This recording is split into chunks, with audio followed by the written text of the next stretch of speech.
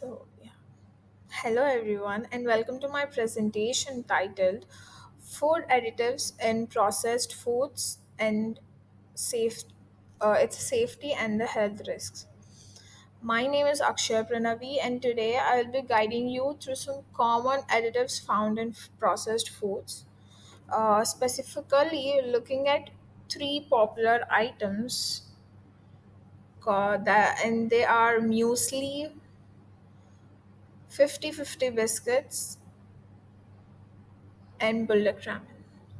We will look at what these additives are, why they are used, what potential health effects they might have. So let's get started. What are food additives?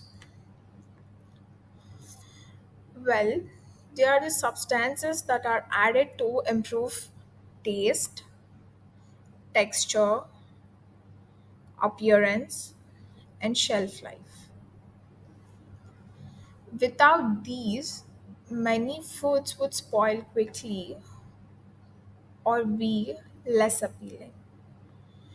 Some of the additives can be natural or synthetic. They can be natural, like vinegar, that is used as a preservative, or they can be synthetic, like artificial colors or flavors.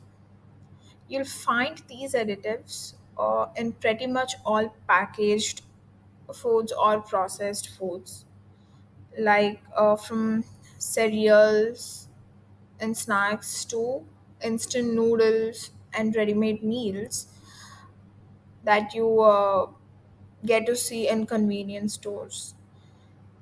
And they are divided into categories like preservatives, colorants, emulsifiers, stabilizers, thickeners, and so on.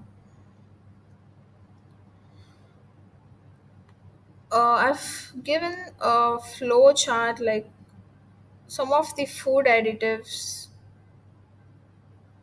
here. Take a look at it. You can take a look at it.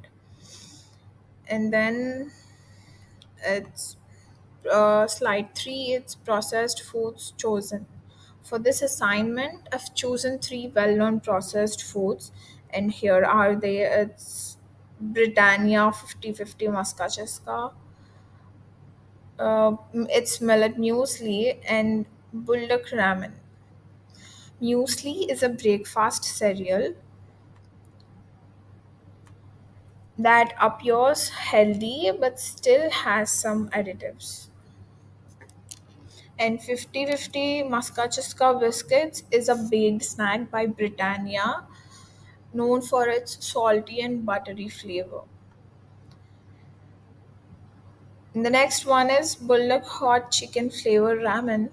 It is a Korean instant noodle that's very popular for its spice taste. All of these have very different types of additives that are used to enhance their texture, flavor, or shelf life. If you look into uh, slide 4, it's additives and muesli. While it seems natural with oats, fruits, and nuts, it still includes some important additives like lecithin, citric acid, calcium carbonate, and butylated hydroxyanisole. If you take a look, I also have highlighted from the ingredients down here. Lecithin is an emulsifier which is often derived from soy or eggs. It also helps ingredients blend smoothly. And as you all know, citric acid is a common acidity regulator. It balances the flavor and preserves freshness. Calcium carbonate is used as an anti-caking agent which prevents clumping. Butylated hydroxyanisole is an antioxidant that prevents fats present in muesli from becoming rancid. Well, all these ingredients are not usually harmful in small amounts, but they are still something to keep an eye on. Make sure you look at the ingredients before you take something in.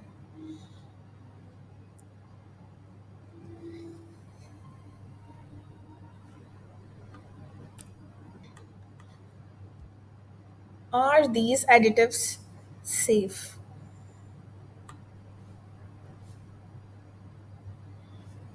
We'll take example of muesli. Are these additives in muesli safe? For the most part, my opinion is yes, because they are approved by food safety authorities around the world. But people with soy or egg allergies should be cautious about lecithin.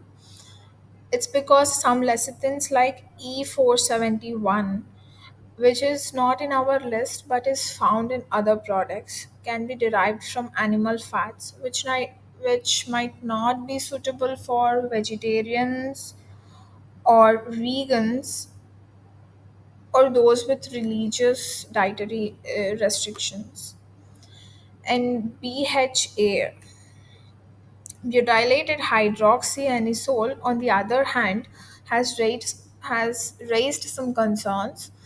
Some studies on animals linked it to cancer at very high doses, but it's still considered safe in the small amounts used in food.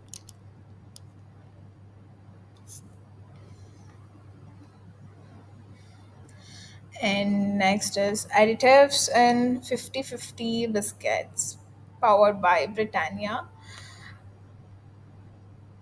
These contain baking soda. I've mentioned few of the important additives which needs to be discussed. So we'll take a quick look. It's INS 500 baking soda. Baking soda is a raising agent that helps the biscuit uh, become light and crunchy. And INS 450 is disodium phosphate. Disodium phosphate is an emulsifier which helps the dough to rise. Sodium metabisulfite is also a preservative that prevents the spoilage of dough. And caramel coloring. 150A caramel coloring is used because it gives the biscuit that golden baked look. These these additives contribute to texture, taste, their shelf life, but they are not without health concerns either.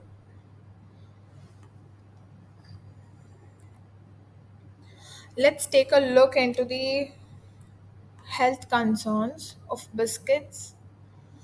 Baking soda and disodium phosphate are generally safe, but consuming in large quantities of foods that contain can lead to digestive discomfort like gas or bloating.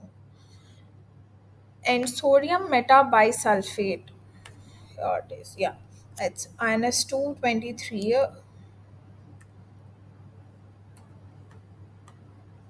is more concerning for people with asthma or sulfite sensitivity. It can cause allergic reactions, including headaches and breathing difficulty. And caramel color is considered one of the safer food colorings, but other types like INS 150D have been linked to 4-MeI. It is a compound with potential cancer risk. It's it's always good to be cautious. Overall, moderation is key with biscuits. They are okay as an occasional snack, but regular consumption is not ideal.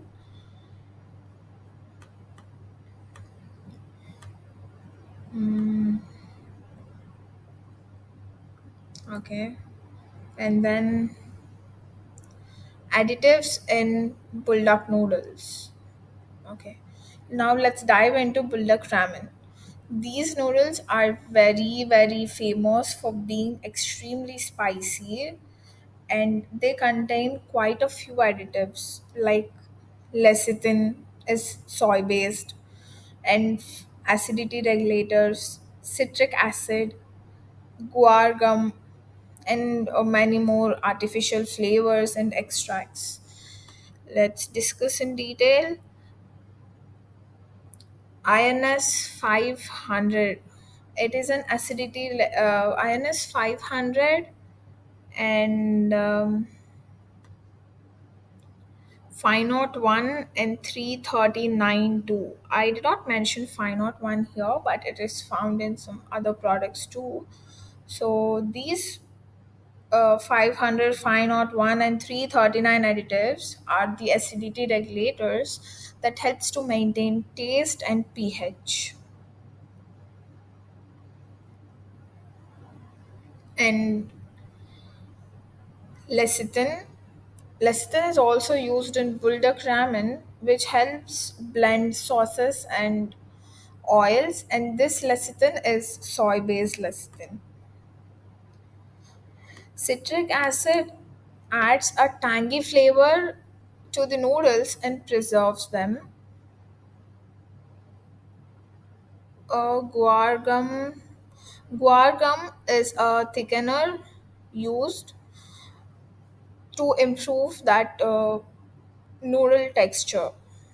And artificial flavors like chicken powder and green tea essence are used because instant noodles often have multiple additives due to their long shelf life and complex flavors.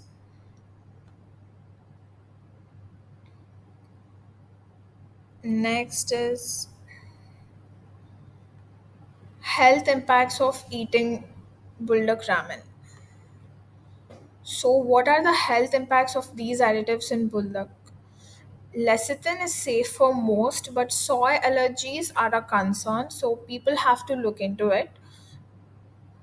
Acidity regulators like E500 and E339 are fine in moderation, but they might cause bloating or stomach irritation when eaten too often.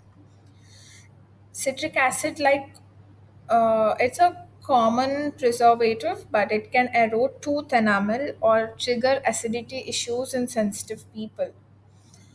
Guar gum is also a plant based, safer in smaller amounts, but overconsumption may lead to digestive discomfort. The high sodium levels combined with refined oils, artificial flavors can increase the risk of high blood pressure, heart disease, and weight gain if eaten frequently. So, again, occasional use is okay, but regular consumption, I think it's not the healthiest choice. Now, here comes the big question. Are these additives harmful? The answer depends on two things, the quantity and the frequency. Most of the additives are safer in smaller amounts and they are strictly regulated by authorities like the Food and Drug Administration and European Food Safety Authority FDA or EFSA. When you eat processed foods every day, you end up consuming a different variety of additives. That's where the problem starts.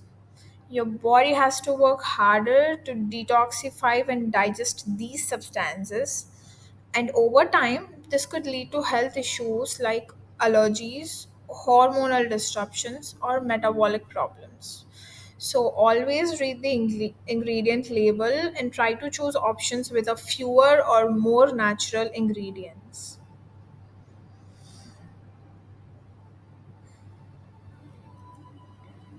Yeah. That brings us to the end of my presentation. Thank you so much for listening. I hope this gave you a better understanding of what's really inside some of our favorite processed foods and how to make smarter choices.